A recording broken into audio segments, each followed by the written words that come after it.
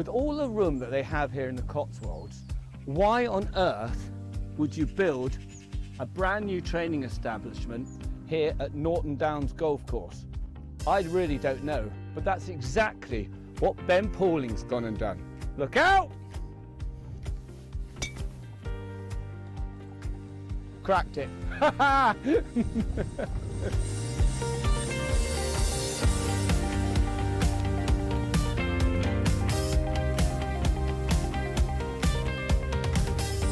Ben, you put a lot of time, money and thought into this yard. You must be delighted the way it's going. Yeah, no, it couldn't be going much better, could it really? I mean, since we moved here in April, it's been a great run, really, and probably the most consistent run we've ever had in terms of the horses just turning up every race. You know, if they're getting beaten, it's because they're not good enough, or you know, they're not quite fit enough, or whatever. But we know why.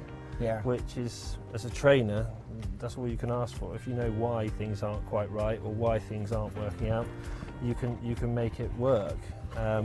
It's when you're running horses that you think are spot on and they run less than or not as well as they should do, that's when you start scratching your head. And it's the old saying, but if the horses are healthy, then you can train them. Yeah. And you know, that's the main thing. If the horses are healthy, you've got nothing to worry about at all. And then 2 more laps to Glorious Oscar, Sporting Mike, Away the Lad, Imperial Knight, and then we'll have, there's 2 of you doing 2 canters. You can go with that last group.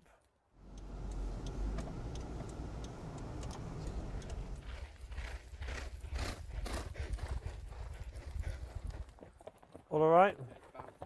Good. I'll try and get there soon so he doesn't get too revved up. This is 6 furlong gallop. We designed it on, well, I went to Joseph O'Brien's and I loved the way that he had horses cantering up, and so it's 5 metres wide, so you can get sort of 2, 3s, if not you get 4 up sides. So really, you can replicate almost a race for the youngsters. And you've got horses cantering up, and then you've got horses coming down. So they go in groups of normally 4 or 5. And so you've got horses coming up the whole time and horses trotting back down the track by the side of you. And it just allows, in my honest view, it allows the horses to be relaxed at the top and the bottom. There's no waiting to jump off at the bottom of the gallop. You know, round gallops, there's no start or finish, is there? No. But on these hill gallops, you know, if you've got a string of 20, the one at the back's getting revved up because he wants to get to the front, and the one at the front's waiting for the one at the back to come around the bend, and they're all getting het up. And it just puts, you know, unnecessary stress on their wind and bleeding and whatever have you. So we work them in groups of 4 or 5 normally, and it seems to be working really well. And because we put it down so deep, it's made the gallop ride quite hard. It is. I mean, look. I mean, this is. Yeah. I mean, this is. It really is. It is. I mean. But it's obviously working. It is working, and you know, everything happens for a reason in this life. And you know, maybe if we'd only put 8 inches on, maybe they'd be skipping up it too easy, because although it pulls from top to bottom or bottom to top, it wouldn't be a stiff gallop. But we're not having to go over quick or anything like that, and it seems to be working really well. They seem incredibly relaxed, the horses, don't they? Yeah, they literally are. I mean, it's amazing. That mare there, she used to be a real stress head, and she just absolutely goes to sleep on you now. So no, they all seem to be very relaxed, and it's amazing, because you'll have these guys walking down, and then you'll have workers whistling past you at 35, 40 miles an hour, and you know, here come the next crew. And I shouldn't think they're even going to flinch. And I mean, your horses, since you moved here, have just turned a corner, haven't they? Yeah, it's been amazing, really. They're just different. They're just different to deal with. They're so much easier.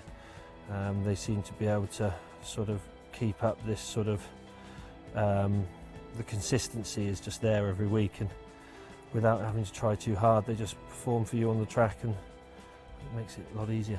When we came to buy it, it was obviously a golf course, and I just had this vision that you could probably do the 2.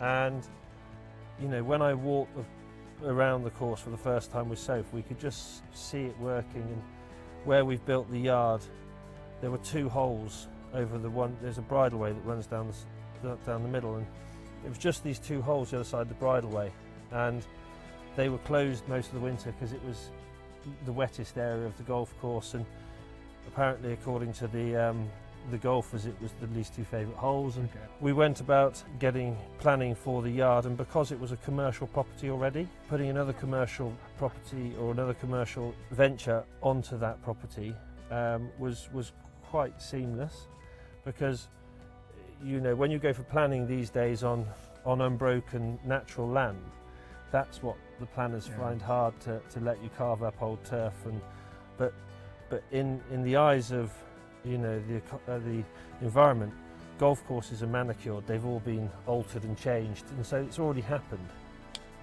How did it go down with the members? Yeah, well, I mean, do you know what? There was an awful lot of worry, concern. They didn't understand what was involved in training a racehorse. They didn't understand that, you know, the gallop, they thought it was going to be like the M25 for 5 hours a day, you know, and so they've taken to it really well. Oh, good. They actually really enjoy seeing the horses out in the morning.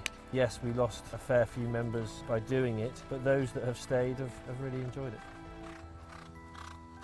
Ben, results speak for themselves, but did you take a bit of a chance having Luca and Keelan, who weren't sort of big name jockeys, as your first riders? So it was start of last season, and I was just determined to get some continuity, some consistency.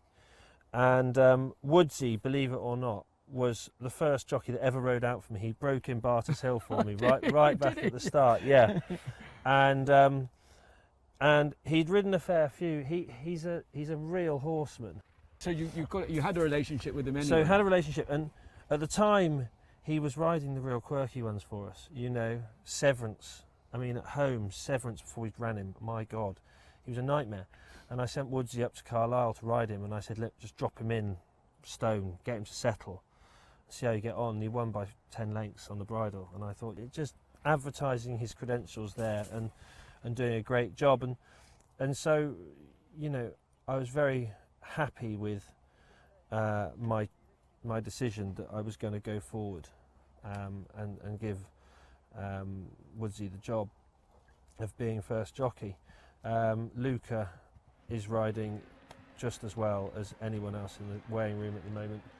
You know, he's only claiming 3, but I'm very, very happy with how he's going. So between the 2 of them, I seem to have all bases covered, and the owners are now absolutely delighted. They've both had great starts to the season. I'm not sure you're supposed to be listening to this. No, I'm just going to say we better cut this interview now. Once he's got enough big enough head as it is, without then both your trumpets. They're not short on self-confidence, any of these. It's amazing how they continue to walk around here as we're saying nice things, isn't it? Take them home. Take them home. Come on.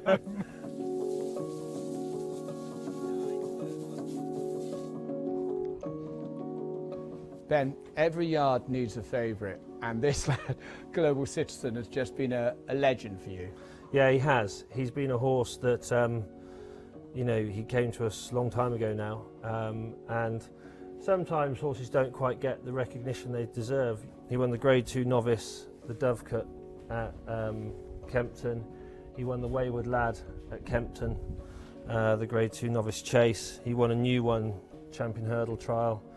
You know, he's been amazing. And then last season he started to show his form. He was coming back to himself slightly. We managed to keep him slightly under the radar on the handicap, and he went and won the Grand Annual as he liked, really, age 10.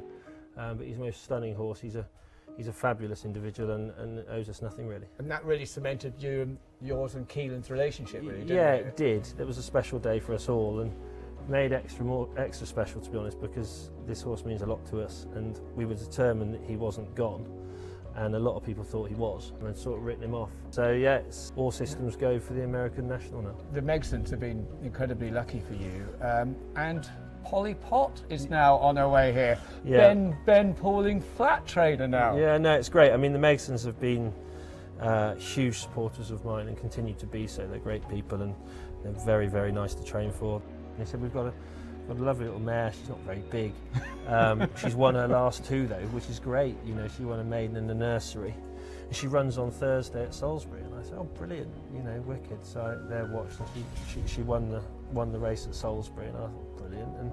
And then Harry and Andrew decided they'd chuck her in the May Hill, and I don't think anyone necessarily expected to improve 30 pounds from 75 to 106 or whatever she's rated now. You know, she was given an entry by Harry yesterday in the Irish 1,000 guineas. She'll probably be entered in the English 1,000. Whether she might stay better even further next year. So whether you look at an Oaks, but I know she goes to the Fillies Mile. If all being well, they're going to supplement her for the Fillies Mile at Newmarket there on the 7th of October. So she's not done with yet, and Harry's still got to have some fun because he's done a brilliant job with her. And I just hope to be able to continue the dream for the Megsons, because you know she was a £21,000 purchase, and look what she's doing now. So that's great.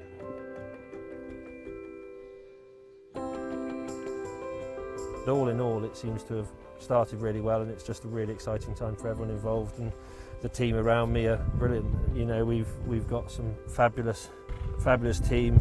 You know, Tom, my assistant's now been with me 5-6 years. Jill, my head lass, similar sort of time. Hannah in the office. We've got a great media team. Soph's, my wife, has been the constant throughout the whole thing, and although she's not involved in the day-to-day training of them, she's here every day. She's involved. People, you know, see her as someone they can talk to, and it's great. It all seems to be working well, but we haven't got, you know, there's not one person riding here today that is anything but 100% behind the whole thing, and they're a great bunch, and we're thrilled to have them here, and it's going so well.